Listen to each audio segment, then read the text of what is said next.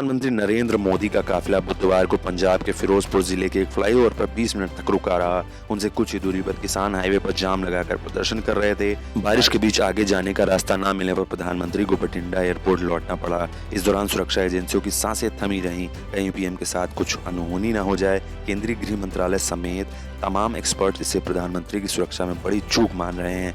आम लोगों के मन में भी सवाल है कि ऐसे हालात में अगर प्रदर्शनकारी किसान प्रधानमंत्री के करीब आ जाते या इस परिस्थिति का फायदा उठाकर कोई दुश्मन प्रधानमंत्री तक पहुंचने की कोशिश करता तो क्या होता।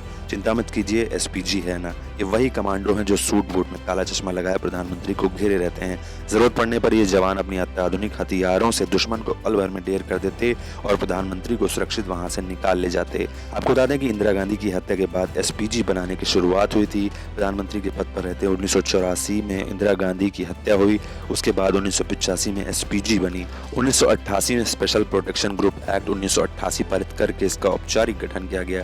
केंद्रीय सशस्त्र पुलिस बल यानी सीएपीएफ और रेलवे सुरक्षा बल यानी आरपीएफ के जवान एसपीजी में शामिल होने की इच्छा जता सकते हैं। केंद्रीय सशस्त्र बलों का कोई भी जवान अपने करियर में केवल एक बार 5 साल के लिए एसपीजी में जा सकता है। एसपीजी के जवान और अफसरों पर किसी मीडिया हाउस से संपर्क करने या एसपीजी में अपने कार्यकाल पर कोई किताब लिखने की पाबंदी होती है। इन दिनों एसपीजी में 3000 से ज्यादा जवान और अफसर हैं। एसपीजी को एक आईपीएस अफसर कमांड करता है जो देश के कैबिनेट सेक्रेटरीट को रिपोर्ट करता है। आपको बता दें कि एसपीजी की 4 ब्रांच हैं। ऑपरेशंस यानी ग्राउंड पर जाकर पीएम की सुरक्षा करने वाले जवान या अफसर, इनमें भी आगे टेक्निकल विंग, कम्युनिकेशन विंग और ट्रांसपोर्टेशन विंग जैसे हिस्से होते हैं।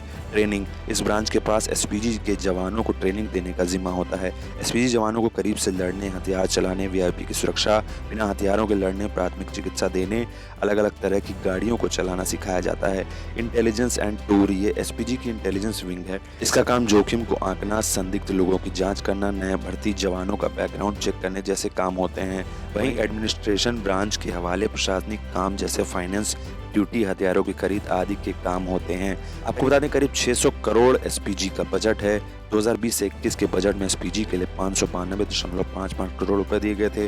पिछले वित्त वर्ष यानी 2019-20 के मुकाबले ये रकम 10% ज्यादा थी। साफ है कि पीएम मोदी की सुरक्षा पर रोज करीब 1.62 करोड़ रुपए खर्च होते हैं। आपको बता दें कि एसपीजी के पास दुनिया भर के ऐसी बंदूकें और हथियार हैं जिनसे प्रधानमंत्री की सुरक्षा में कोई भी कमी नहीं रह सकती है। हालांकि सवाल जरूर उठता है कि ऐसा कैसे हो गया कि कोई भी प्रधानमंत्री की गाड़ी के इतना करीब कैसे पहुंच गया। लेकिन दूसरी तरफ देखा जाए तो एसपीजी इन सब से निपटने के लिए काफी है।